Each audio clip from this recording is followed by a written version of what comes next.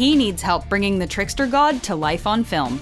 To celebrate Loki getting his very own series, we're giving you a look at some behind-the-scenes magic of how Marvel brings the god of mischief to the screen in all his glory. Loki is still working on that, I think. For this scene from Thor: The Dark World, the first thing they filmed was Tom Hiddleston doing an impression of Captain America as Loki, complete with Cap's costume. There wasn't a technical reason for this. Apparently Tom just really wanted to wear the costume. It's not going to be you though. We're going to get Chris to shoot it when he's on set, and he said, no, this is my one chance to wear a Captain America suit. Later, Evans was shown the footage and did his best to mimic Tom's performance, replacing it in the final product. It's him doing an impression of me, doing an impression of him. And it's brilliant. A good villain needs a grand entrance, and Loki certainly doesn't disappoint. Loki's entrance in the first Avengers movie is a memorable one, thanks in no small part to the VFX team. Even without the final polish and the wires still in sight, this shot of Tom performing this stunt is just as impressive as the finished shot from the movie, where Loki leaps through the air and takes down a S.H.I.E.L.D. agent. Always try and enjoy myself, to be having the best time. Speaking of dramatic entrances, this scene from the first episode of Loki where he's being processed by the TVA was achieved with a real trapdoor and Tom Hiddleston on wires. He was hooked up to a rig to achieve a controlled drop, ensuring his safety as they filmed the stunt. Luckily, Tom already has a lot of experience doing wire work since Loki always seems to be getting tossed around. Just me jumping into trenches in the set. Creating that iconic scene where Loki gets Hulk smashed was tricky. You can't exactly do that with stunt work. To pull this off, Tom had a wire attached to his ankle with a mat on the floor to catch him.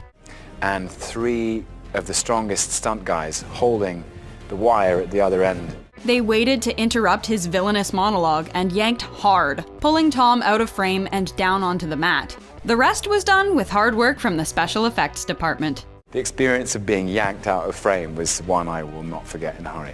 Loki and Thor's banter in this scene from Thor: The Dark World, where they break out of Asgard, is unforgettable, as well as a brilliant mix of practical and special effects. Chris and Tom filmed this scene on a set of the ship's interior, with special effects creating the holographic interfaces and adjusting the lighting accordingly. While Thor practically throws Loki out the door, Chris gives Tom a light shove, who then has to throw himself out of the door onto a mat below. I mentioned I love my scenes with Chris. In every film, there's a two-hander where we kind of touch on this. Odin's emotional departure in Thor Ragnarok took place on a beautiful, scenic cliffside that doesn't actually exist. These scenes were filmed in a grassy field, with the future locations of New Asgard being entirely built around them using CGI. Another surprising use of digital effects in this scene is Odin's eye patch, which was changed in post from the plain black eye patch Anthony Hopkins wore while filming. Yeah, dead easy. Well, it's a trick. Dramatic entrances probably run in the family, because as soon as Hela arrives on the scene, you know she means business. Thor and Loki immediately know she's going to be trouble and suit up. To get this magical costume change, Chris and Tom were filmed entering in both costumes. The footage was spliced together, and the effects team created Thor's lightning and Loki's signature green shimmer of magic to create a transition between these changes, putting them together for one seamless shot. Loki was a bad guy. Well, Loki was a misunderstood guy. We love seeing the Odin sons work together, like when they teamed up in the Dark World. Using Loki's illusion magic, they fooled Malekith into believing Loki had betrayed Thor, going as far as pretending to cut off Thor's hand and give up Jane Foster. It's very accurate. In this shot, Loki literally kicks Thor while he's down, sending him rolling. On set, it was Hiddleston, delivering a kick that didn't connect, and Hemsworth was pulled away using wires. Never was torturous at all, so I'm incredibly proud of this. While there were parts of Thor and Loki's confrontation with Malekith that were filmed on location in Iceland, taking advantage of some barren, volcanic landscapes, the more effects-heavy shots were filmed on a green screen set. This behind-the-scenes footage really gives you an appreciation for the amount of faith actors have to put into their directors and their special effects team. There's an art to the physicality of performances, with invisible elements like CGI magic, and Tom pulls it off beautifully. While it may look silly on set, the final product was anything but. It can be surprising exactly which elements of a scene are created using CGI. Like Loki's chains in the Avengers. Yeah, for whatever reason, those were CGI, not part of Tom's costume like they were for Thor: The Dark World. Loki's restraints and muzzle add a lot of context to these shots, so the behind-the-scenes footage of the closing scene looks pretty different without them. Props to Tom for being able to convincingly move like someone in chains, even limiting how much he moved his mouth and jaw. I think, well, there was always going to be an unanswered question of what on earth happened.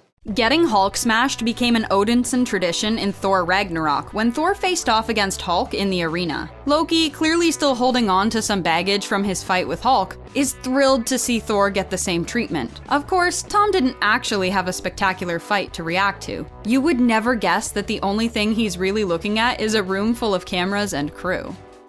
In the first Avengers movie, Thanos uses one of his followers, referred to as the Other, to keep an eye on Loki and monitor his progress conquering Earth. The final cut only kept one of their conversations in, with some horrific implications that Loki was being threatened with torture. But there were several more exchanges between the two that got left out. These deleted scenes are unfinished, but give us an idea of what the raw filming process looked like. While the Other himself was achieved with practical effects, played by Alexis Denisov in sculpts and makeup, the alien world he hangs out in when speaking to Loki was mostly blue screen. They followed me into some interesting corners. In the first Thor movie, we meet the Frost Giants, and later learn that Loki was originally the son of their king, not Odin. Most of the Frost Giants, or Jotuns as they're also called, were filmed using practical effects. The actors would spend hours having sculpts and makeup applied to them to achieve just the right look. But this lengthy process wouldn't have been practical for Tom's brief scenes in Loki's Jotun skin. Instead, his red eyes and blue skin were added in post. As soon as I look in the mirror after I've been through, it's like, wow. Ever wonder why Loki's helmet has changed so many times since the first Thor movie? Even putting on the helmet was more complicated than you think, since Tom couldn't just pull it on over his head. The final product used in Thor actually had to come apart in two pieces, which would be snapped together to encase Tom's head. According to him, it was like having his brain cooked. All of his body heat would build up under the helmet, driving him a bit mad, which he says he used to fuel his performance. That's probably why we see a lot less of it in the Avengers, and it didn't return until Thor Ragnarok, with a more minimalist redesign. You have to be careful what you let in because that can sort of spill into what you're doing. Last but not least is this deleted scene from Thor. It's a fun character moment where Loki gets to cause some mischief. After being mocked and laughed at, Loki gets even by turning a goblet of wine into snakes. The effects are unfinished, and there's even some shots where lighting rigs are still visible. Props to this extra who had to convincingly react to a magical prank that wasn't actually happening. Did you know Tom originally auditioned for the role of Thor?